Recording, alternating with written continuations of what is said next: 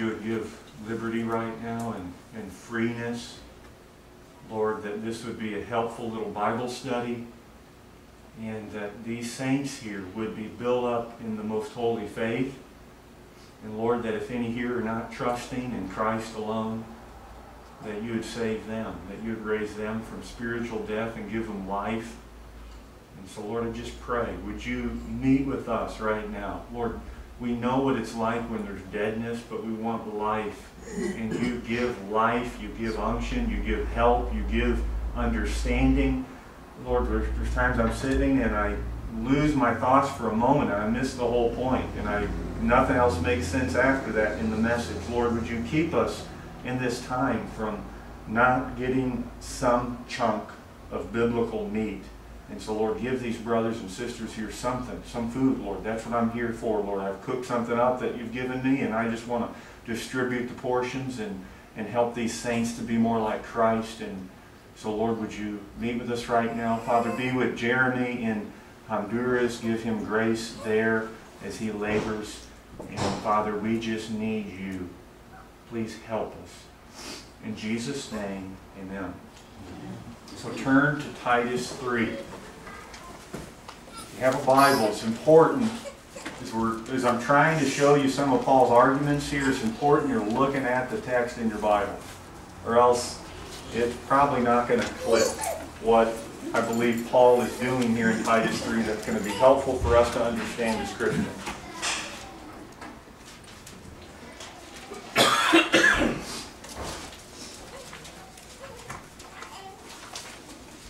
So Titus 3. We're going to look at chapter 3, verse 1 down to, in a way, verse 9. And something to remember. The book of Titus is one of the pastoral epistles. 1st, 2nd Timothy, and Titus. Paul here is writing to Titus, and he's left at Crete to put things in order. So he's got a lot of pastoral things to do. So when we read the first word in 3:1, what's that word say? It says, remind them to be. So Paul is telling Titus that in his preaching and teaching to the saints, he's to remind them of certain things. So when he says remind them to be, that's Paul saying that to Titus. In a way, he's saying this is how your instruction should look in the local church. You should be coming to the saints in Laredo and remind them of certain things. To the saints at Crete and remind them. So let's read 1 through 9. Remind them to be submissive to rulers and authorities, to be obedient, to be ready for every good work, to speak evil of no one, to avoid quarreling, to be gentle, and to show perfect courtesy toward all people. For we ourselves were once foolish, disobedient, led astray. We were slaves to various passions and pleasures, passing our days in malice and envy, hated by others, and hating one another. But when the goodness and loving kindness of God our Savior appeared, He saved us, not because of works done by us in righteousness, but according to His own mercy, by the washing of regeneration and renewal of the Holy Spirit, whom He poured out on us richly through Jesus Christ our Savior, so that being justified by His grace, we might become heirs according to the hope of eternal life. The saying is trustworthy, and I want you to insist on these things, so that those who have believed in God may be careful to devote themselves to good works. These things are excellent and profitable for people, but avoid, in your teaching, Titus, foolish controversies, genealogies, dissensions, and quarrels about the law, for they are unprofitable and worthless. As for a person who stirs up division after warning him once and then twice, have nothing more to do with him, knowing that such a person is warped and sinful, he is self-condemned. Now we're going to look at 1 through 8 specifically, and I'm going to tell you my title, where I'm going. I'm titling this, Sound Doctrine Leads to Godliness. Sound doctrine leads to godliness. Now I want to pick apart those words really quick. What do they mean? What does sound mean? When you hear sound, what do you think about? I mean, it's healthy. Yeah, it's healthy. He's in sound health. He's healthy. So sound is the idea of healthy. It's good. It's healthy. What's doctrine? Teaching. Yeah, teaching. That's what the word means. It's teaching. It's instruction specifically about who God is. So doctrine is instruction about who God is. We find in Titus 1:1, if you flip a page back, look what Paul says here. He talks about being an apostle for the sake of the faith of God's elect and their knowledge of the truth. Their knowledge of the truth. Doctrine is knowledge of the truth. It's knowledge of the truth. He says, which accords with godliness. So what does the word leads mean? Sound doctrine leads to godliness. What do I mean by leads? Well, it's the idea it produces. Sound doctrine, good and healthy instruction about who God is, it produces something in the life of the believer. It produces something. It leads to something. It brings about something. And that something is godliness. So what is godliness? Godliness, it implies a lot of things. A godly person is a person who fears God. They worship God. They're devoted to God.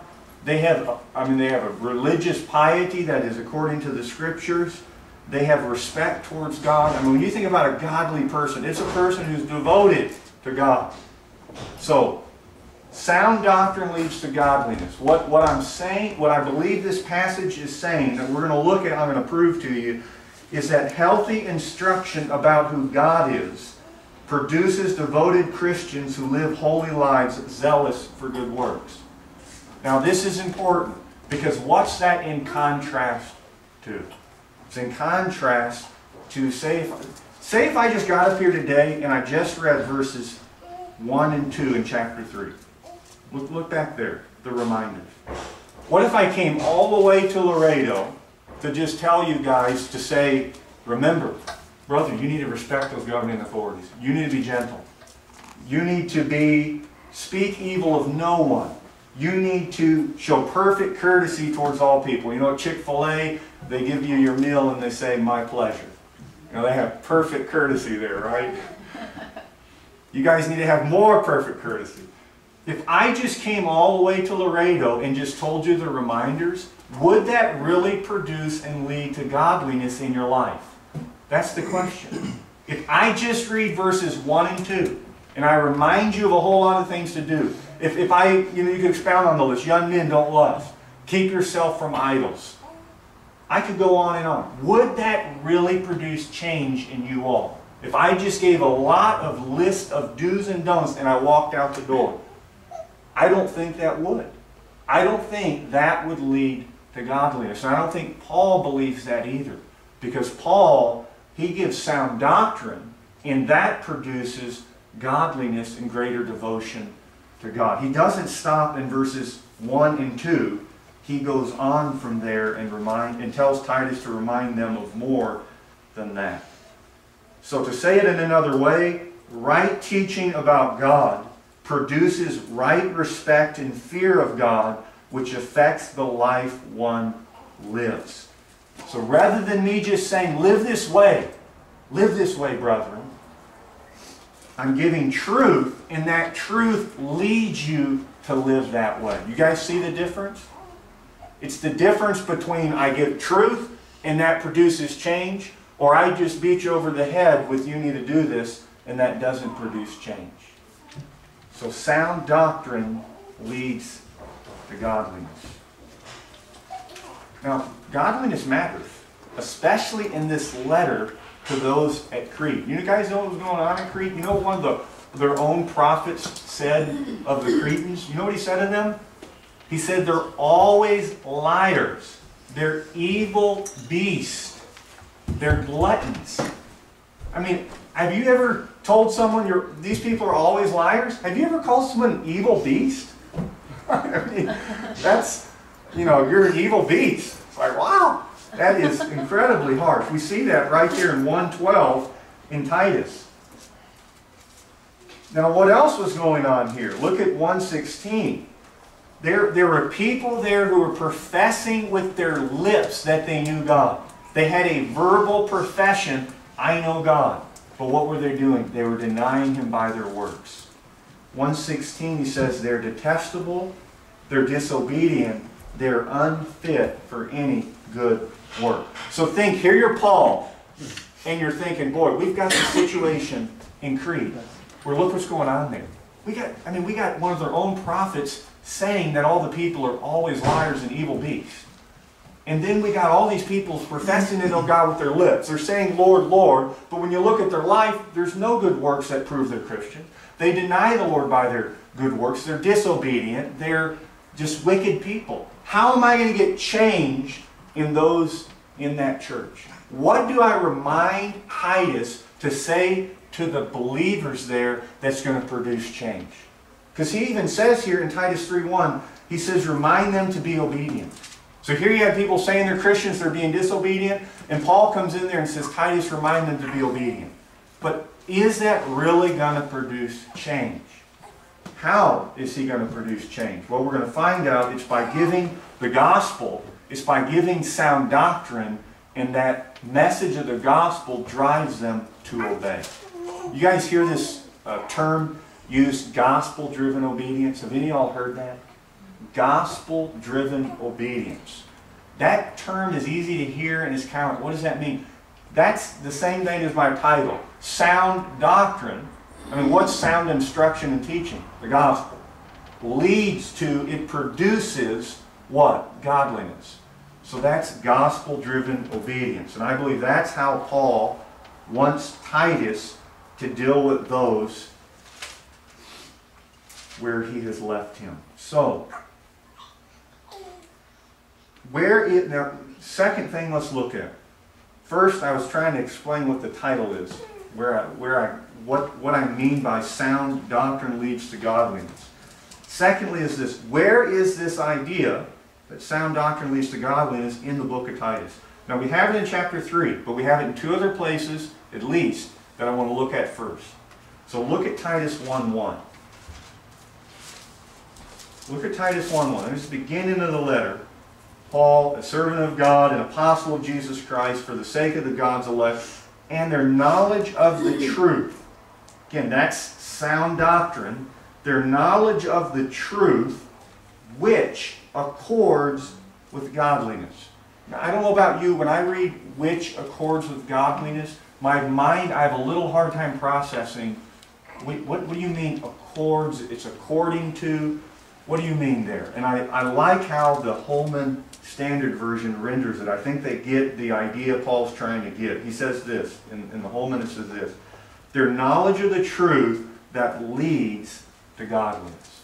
It puts that word leads there in place of accord. And I think that's the point he's making there in 1:1. Once they have this knowledge of the truth, this is leading to godliness in their life. So, Titus 2:1 is another place we find this idea that sound doctrine leads to godliness.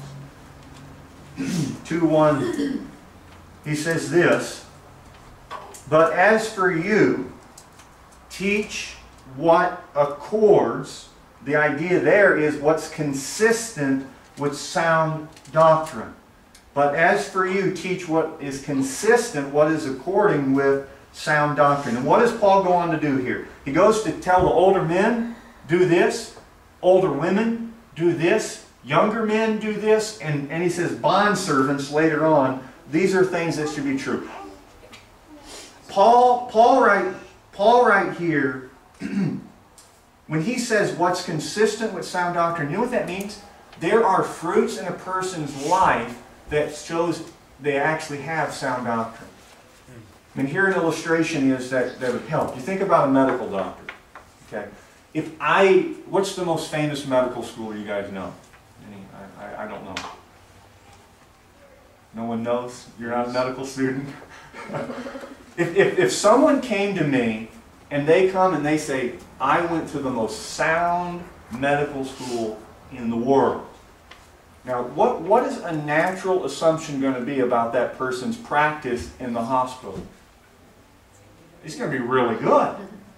I mean, if they went to that medical school and they went $500,000 in debt to get that degree, I'm going to expect to go to the hospital and see, wow, that degree led to incredible practice in the hospital. Wouldn't you? And that's what Paul expects of us Christians. If we have a degree in sound doctrine from the Word of God, he expects when he goes and looks at our practical life that is consistent with the degree. Now, a lot of times that's not the case. And you know why that's not the case? Because people don't really believe the truths they say they believe. And then it doesn't produce that life. So 2:1, he says, teach what's consistent with sound doctrine. Meaning if you got a degree in sound doctrine and you're an older woman, you're going to want to do verse 3. Be reverent, not a slanderer. You're going to want to teach what is good and train the young women. You're going to want to be working at home. You're going to want to be kind, submissive to your own husbands. That's consistent practice with the degree of sound doctrine. Now, chapter 3. The verses we're going to look at. And I know I've hopped around some in the letter, but let's look at verse 8. Actually, let's read this. We're looking again at where is this idea that sound doctrine leads to godliness in this letter. Now, what did he just give before verse 8? I mean, when you look at it, you start in verse 4. He says, but the goodness and loving kindness of God our Savior appeared. I mean, he's giving some doctrine, instruction on who God is. God is kind. God is a God of loving kindness. Verse 5. He saved us not because of works done by us in righteousness. What doctrine is that referring to? He saved us not because of works done by us in righteousness. Justification. Yeah, I mean, he is giving instruction right here on the doctrine of justification. Then he goes on. Talks about, I would say, the doctrine of sovereign regeneration. And then he goes on. He talks about being an heir with Christ. And then look at verse 8. He says this to Titus. I believe he kind of stops all the reminders and he says this to Titus. The saying is trustworthy, Titus. What saying is trustworthy? I really believe he's just referring to these verses right before that he just talked about. These sound instruction, this doctrine that I just gave you is trustworthy. I want you to insist on these things. I want you to insist on the doctrine of who God is. I want you to insist on justification. I want you to insist on regeneration. I want you to insist on the fact that we have the hope of eternal life. He just talked about all of that. Why do that, Paul? Why tell Titus to insist on that in his preaching and teaching? The text gives us the answer. What does it say? So that those who have believed in God may be careful to devote themselves to good works. So notice the so that. When you read a so that, it's that idea, in order that. That helps, a better term used synonymously, it helps it click in your mind. Meaning, this thing happens in order that this happens.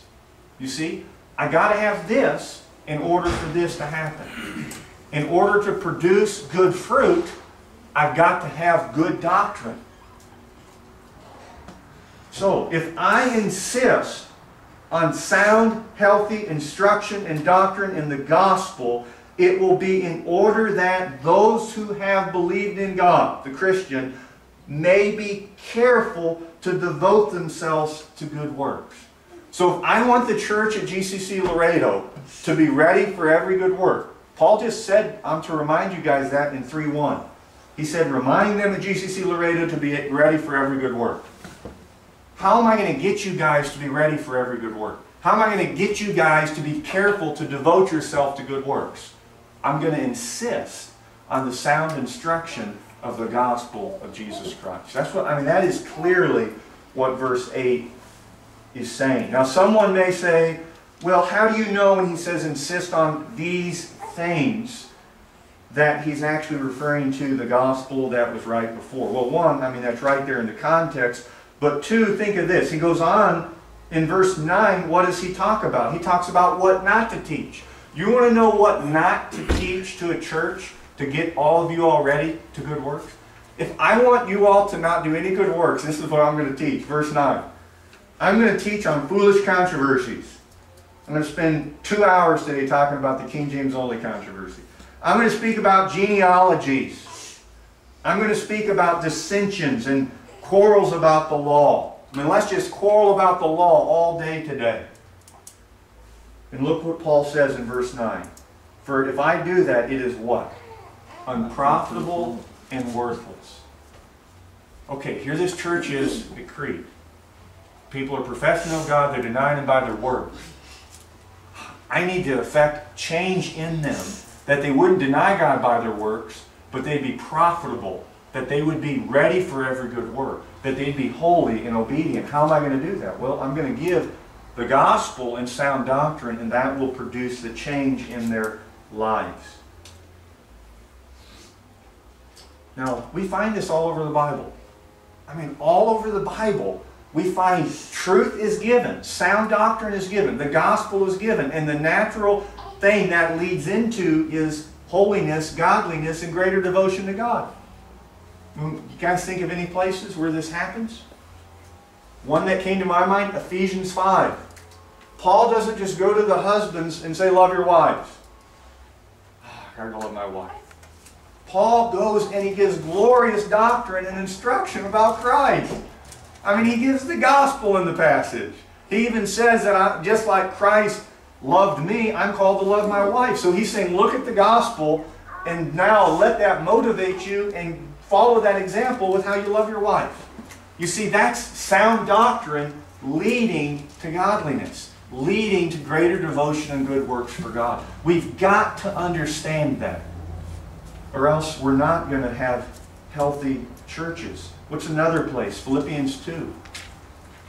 Remember Paul, he wants people to live a manner worthy of the gospel. He wants them to have unity and be of one mind. He wants them to have humility. And what does he do to get humility? He holds up Jesus Christ. And he says, look at Christ. Though he was in the form of God, he did not count equality with God a thing to be grasped, but he humbled himself by taking the form of a servant. If I want another believer to take the form of a servant, I don't tell them, take the form of a servant. I go show them Christ taking the form of a servant, and that gets them in the right spot. You see, sound doctrine, the gospel, focusing on Christ, leads to and produces the effect I want to happen. That's important. So, thirdly, let's watch how Paul does this in showing Titus what to remind them of. So let's look at chapter 3 more in depth. We in a way find 3 reminders right here. Now we only find the word remind them at the beginning in verse 1.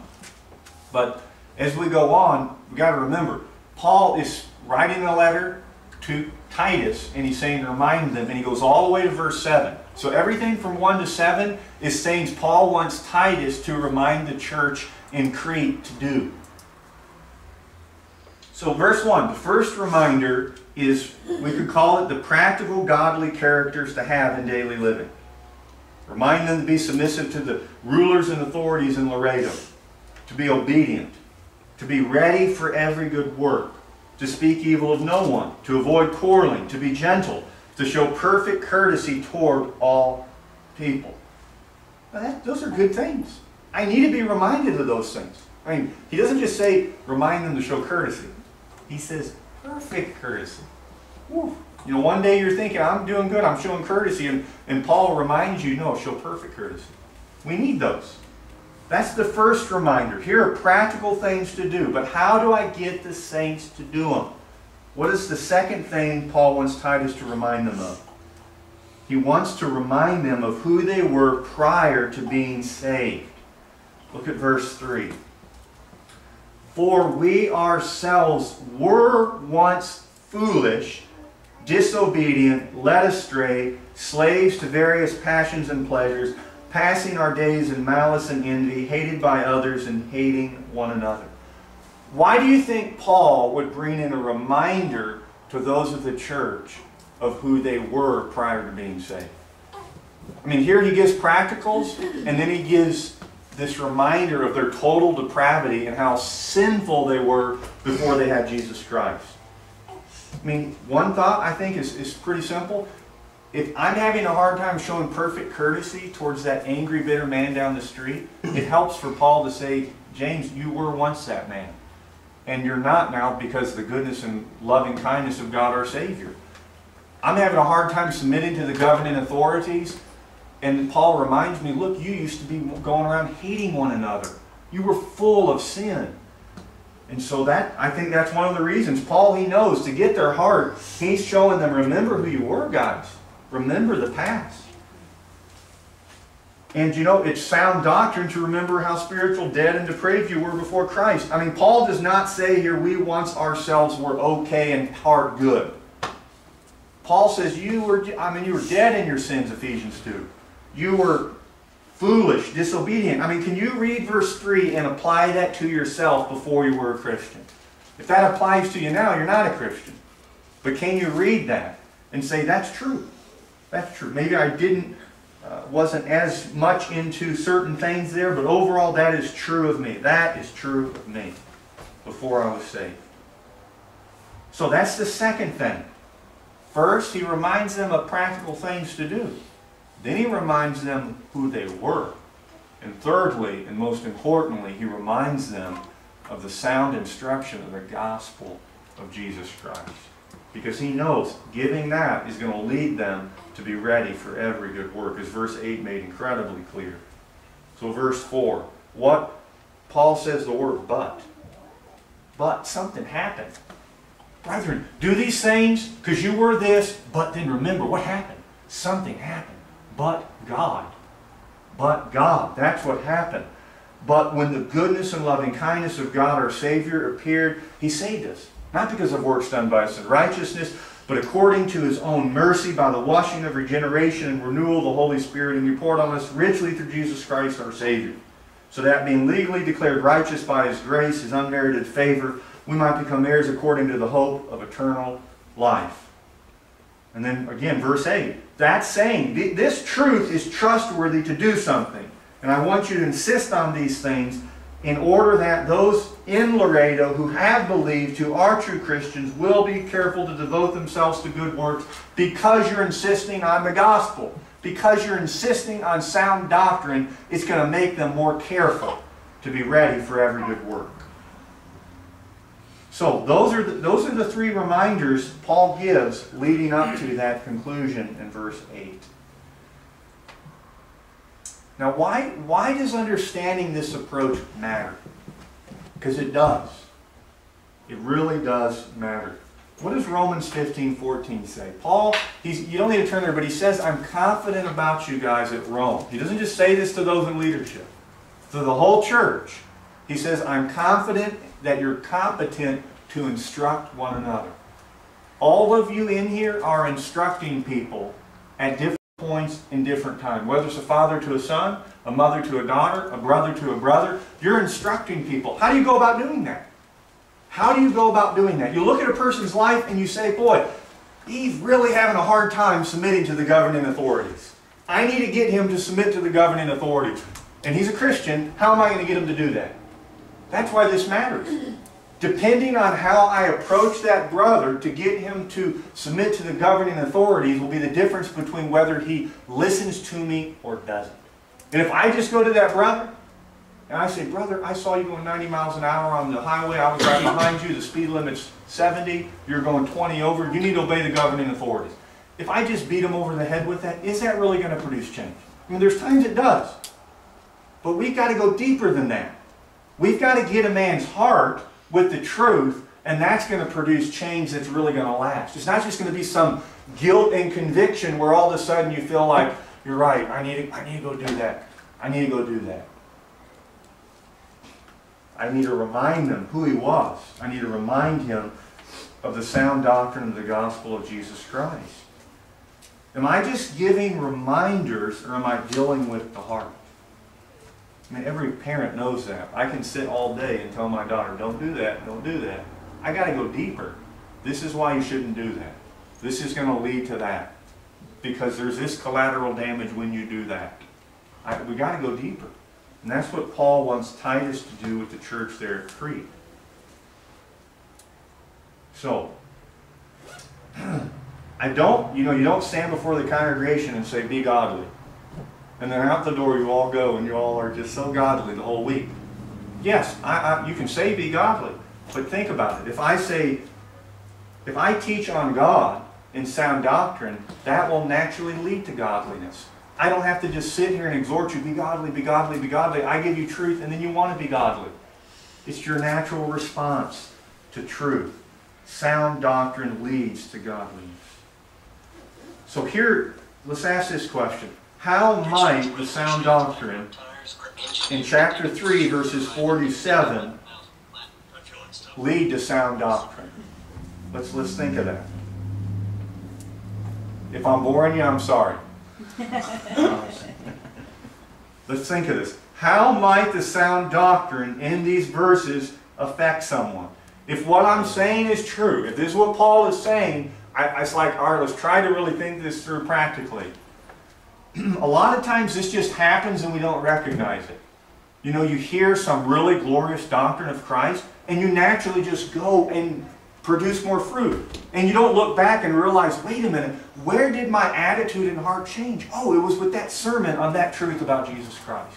A lot of times it just happens and we don't trace it to its root. We don't see where it happened. But let's think of this.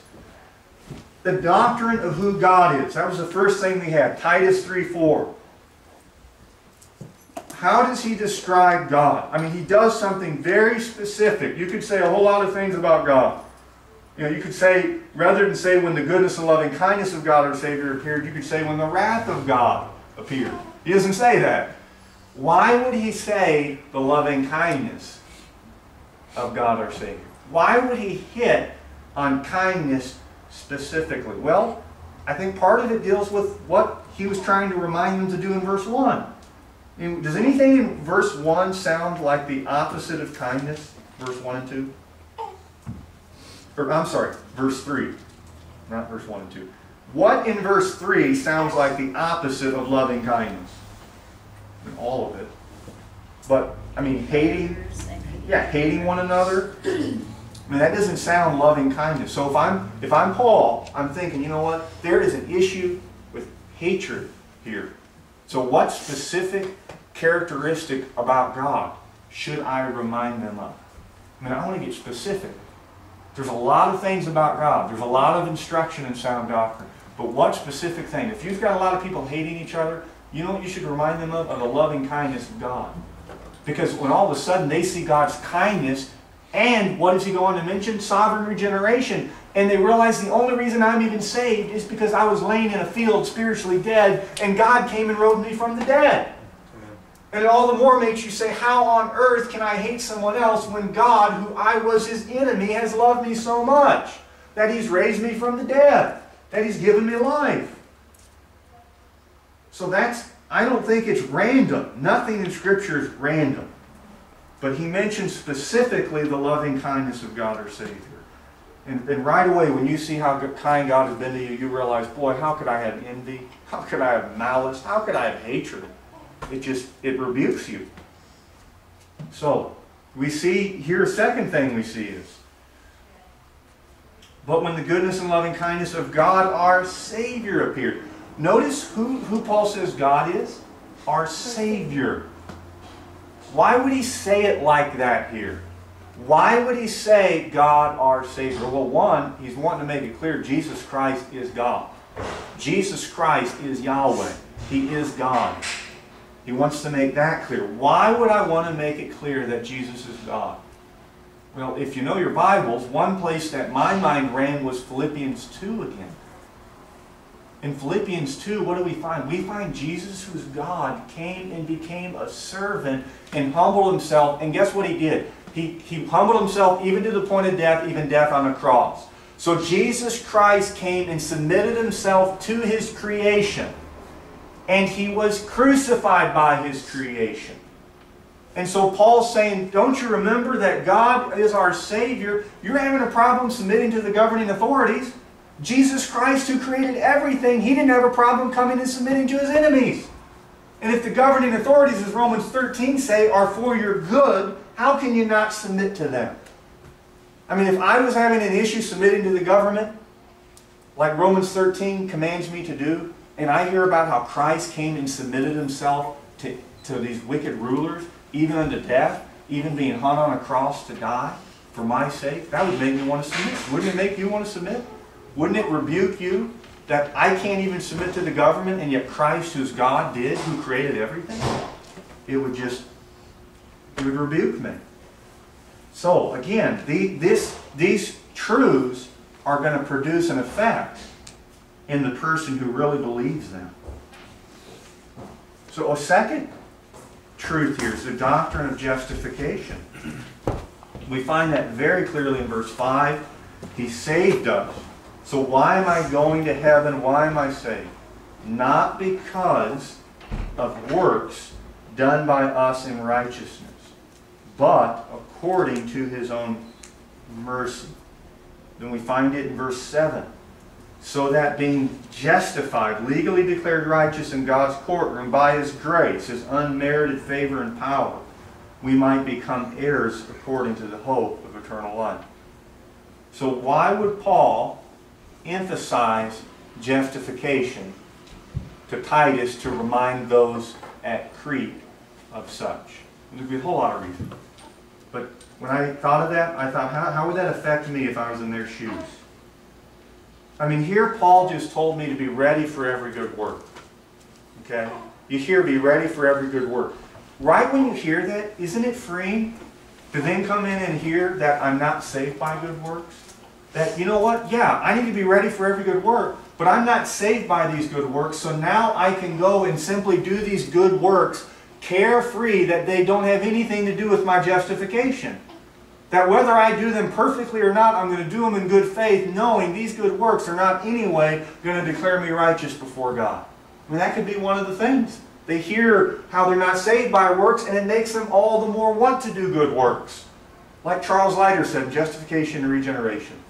When he came into his class in college, I forget chemistry, the teacher said to all the students, he said, you have an A before the semester has begun. So they all got an A, and they didn't even have to finish the semester. And Charles said, what do you think that made their attitude be towards the material? Those who really appreciated what the teacher said, they went and studied all the more. They did the material out of love. Those who didn't care, they went and they skipped out on the class. The true Christian will do the material because of their love for God. So, that one was maybe a dead point. I don't know. The doctrine of justification. I mean, Paul, again, he's mentioning these things. If I hear something on justification, isn't it going to affect me? I mean, I do find I want to do all the more good works knowing that none of my good works are going to save me. That doesn't make me want to sit down and do nothing. It makes me want to go and serve God all the more. And being grateful that my justification is not based on those works. So the next thing we see here, the sound doctrine that Paul gives to Titus to give to those at Crete that will lead and produce godliness and careful devotion to good works. One of the things we go on to find is the doctrine of sovereign regeneration, of regeneration. Verse 5. What did he do according to his own mercy? By the washing of regeneration and renewal of the Holy Spirit, whom he poured out on us richly through Jesus Christ our Savior. Now that's some tough language there. The washing of regeneration. What I think that's pointing to is Ezekiel 16. In Ezekiel 16, we see this picture of Israel being a child that was left with their umbilical cord attached, laying in a field to die. I mean, they're just going to die right there, like a kid in the trash can.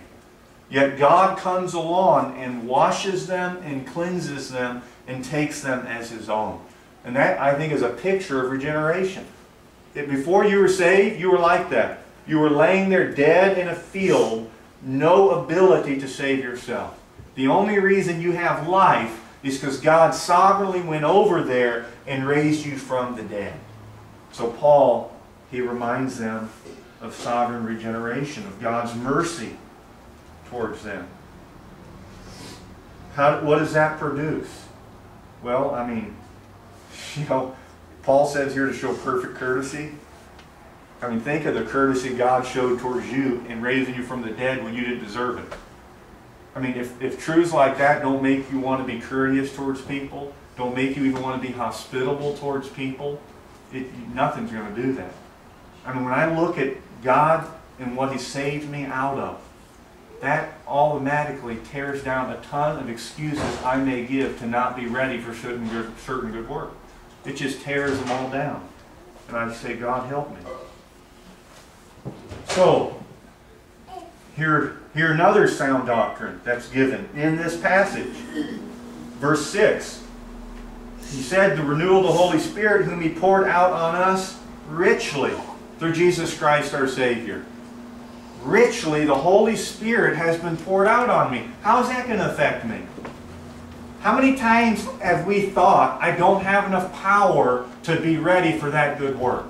I mean, you're telling me to not be envious? Paul, I'm struggling with envy. I'm struggling with it. And Paul, he reminds us, you know what happened at your conversion? The Holy Spirit was poured out on you, not just partially, but richly. And all of a sudden you realize, wait a minute, I have the Spirit, the Holy Spirit richly poured upon me. What does that do? It gives me confidence now I can go kill sin. I can go mortify the deeds of the flesh. So that truth that the Spirit's been poured richly on me is going to lead to me being ready for every good work, me mortifying sin because of the truth of what's true of who I am in Christ. So again, truth and sound doctrine leads to greater godliness and devotion to the Lord. Fifthly, another doctrine we find here in 4 through 7 that leads to godliness is the doctrine of sonship. We find that in verse 7. What does he say here? That we might become heirs according to the hope of eternal life. Heirs. Heirs. According to the hope of eternal life. I mean, if someone came in here today, who's the richest man alive? I don't know. King Abdullah. I mean, that's a bad example. If someone who's really rich. Bill Gates. Yeah, Bill Gates, that's a better option. If he came in here and he told me that I'm going to be his heir, that I'm going to get an inheritance, that he's going to take me as his son, I mean, am I going to be the same after that? Am I just going to be kind of la-di-da-da? I mean, no big deal? That will affect me. That will affect me. And look what here Paul, he's saying, remind them, Titus, that they are heirs according to the hope of eternal life. You know what we get an inheritance in? Not $1 billion. We get an inheritance in eternal life. And when you're gripped with that, when that sound instruction hits you, wow, I'm an heir of eternal life. I mean, you look at your sin in your life and you just don't want it. You're thinking, boy, Paul says be ready for every good work, and then he reminds me I'm an heir of eternal life. It's like, I don't want to waste my life. I'm an heir of eternal life? You mean this is just a little tiny life I'm living right now? Boy, I can't believe I wasted last week not being ready for good works when I'm an heir of eternal life. I mean, what was I thinking? So again, these truths should affect you. I mean, when you get a fresh glimpse of the hope you have, that when you die, Christian, you're not going to perish. You're going to be declared righteous in God's courtroom entirely apart from works that you have done. You have a hope of eternal life. I mean, when that hits you, you don't sit around and think, I don't want to do good works. You want to be all the more ready to do good works, to be devoted. And that's again what Paul says in verse 8 at the end here. He says, if you teach to our people that they're heirs of eternal life, they're going to be careful to devote themselves to good works. That's exactly what the text says in verse 8. That's one of these things that's being taught. So, I thought of 2 Corinthians 3. Paul says, since we have such a hope. What hope? This unshakable hope. You know what he says? We are very bold. He says that. Since we have such a hope, what does that lead to? Being bold. I mean, I watched the Torchlighters cartoon of Perpetua. It's around 30 minutes. As Tim told me, he said that's the only cartoon he's cried through. And I too. I cried like a baby through that. Why on earth did they have boldness going into the Colosseum to get eaten by lions? It's because of the hope of eternal life that they had.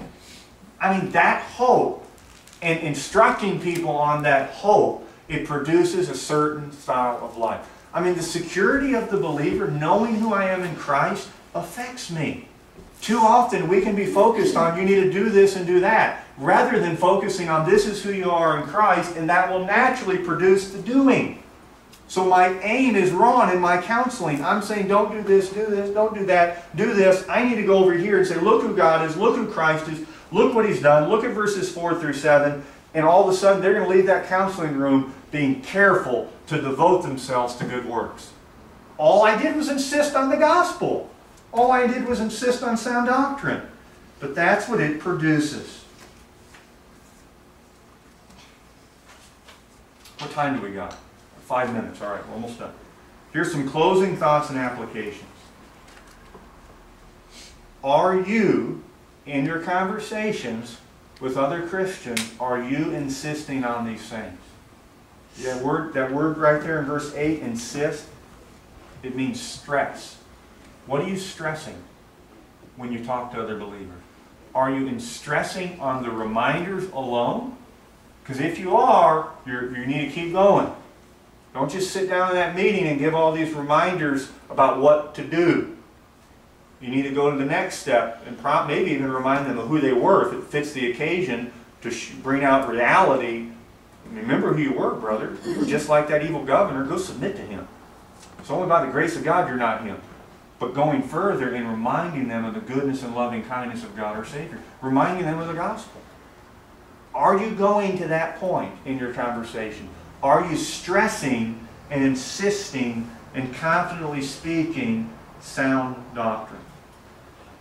You know, 2 Corinthians 8. How am I going to get the church to give? Paul may be thinking. And he says these words, for you know the grace of the Lord Jesus, that though He was rich, yet for your sake He became poor. When you're a believer and you hear of Christ becoming poor for your sake, you want to give all the more. You see, truth affects us. That's what we find throughout the entire New Testament. That's how Paul deals with the church. So am I teaching this way? It's important. Examine your conversations. I mean, you need to do inventory. Am I just so focused on the reminders? The reminders of what to do, or am I reminding them of truth of the gospel? Because if you just do the first thing, you're not going to see the results produced in the person's life that will be there. Now, here's something to consider. Second closing thought. There are times that I do this, and I insist on the truth, and it doesn't affect any change in the person's life. What's going on there? You know what he says right here in verse 8? Insist on these things so that those who have believed in God may be careful to devote themselves to good works. You know why it doesn't affect some people? Because they don't believe in God. I mean, I can go to a lost person, I can counsel them all day long, and there's never a response, there's never an application. It's not just this one-time thing, it's ongoing. I mean, there are people I've tried to deal with for years, and there's never a response. The truth never led to godliness. It's because they don't believe in God. So here the question is, do you believe in God?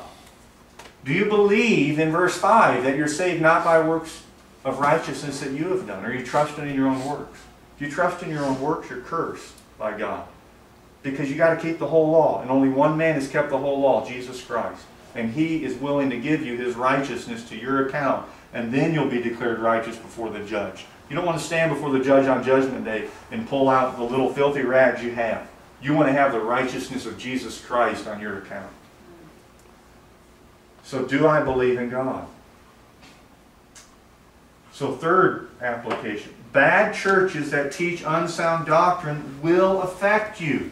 It is a false thought out there that you can be in a bad church and it's just not going to have an effect. It will. Because look at the positive effect that sound teaching has. It leads to godliness. It leads to being careful to devote yourself to good works. The bad teaching in verse 9 of foolish controversies, genealogies, dissensions, quarrels about the law, over-focusing on the gifts of the Spirit, whatever, those things are unprofitable and worthless. Incredible. In Titus 1:9, Paul even told Titus right there, not just that he must hold firm to the trustworthy word as taught, but he may be able to give instruction in sound doctrine and rebuke those who contradict it. Why is it so important to reprove and bring to light false teaching and rebuke it? Because it has an effect. It has an effect. It's not accidental. It's going to slow down the Christian. I mean, you got Christians who believe they can lose their salvation. That affects how you live. Do you think if I walk around, this one said he loves me not, he loves me not, do you think I'm going to be ready for good works? Do you think I'll be ready to go to the missions field if I'm wondering if I'm keeping myself right with God? Of course not. I'm going to be so inward focused. But when I hear the doctrine of justification, it frees me and leads me to be ready for good works because of the security in Christ. So fourth closing thought is the final thought. Be reminded. Sound, healthy instruction about who God is, about doctrines of God, about the gospel of Jesus Christ. It leads to, it produces, it brings about in the Christian's life greater godliness, devotion to God, fear of God, and being ready for good works out of a motive of love of God. That's what it does. So we have to insist on these things. Why would Paul say, insist on these things? Why would he say it's trustworthy? Do you believe it's trustworthy?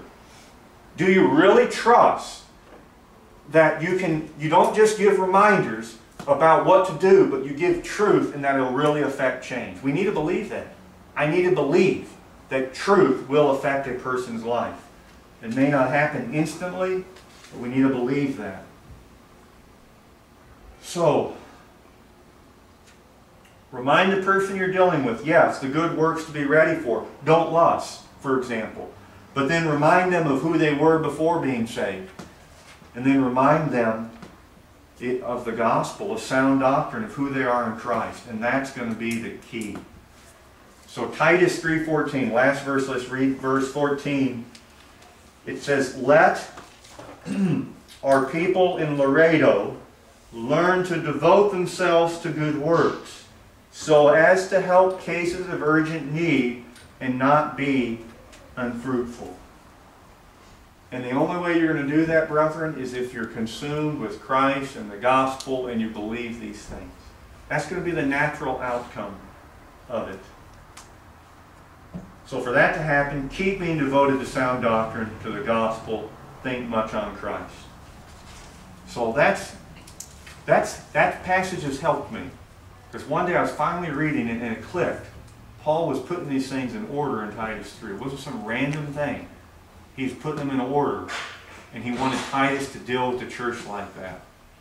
And that it's just very encouraging. I want to do this more in how I deal with people. I want to insist on sound doctrine so that those who believed in God may be careful to devote themselves to good works. Well, let's pray real quick. Father, I just pray that this indeed would be real in my brothers and sisters' lives, in my life. Lord, help us. We want to help people. We don't want to hinder people. Lord, we want to help people. And where do we find the greatest guide on how to help people? From your word. So thank you, Lord, for this truth, that sound, healthy instruction about who you are, about the gospel. It leads and produces godliness and good works in a person's life. Lord, help our emphasis to be right. In Jesus' name, amen.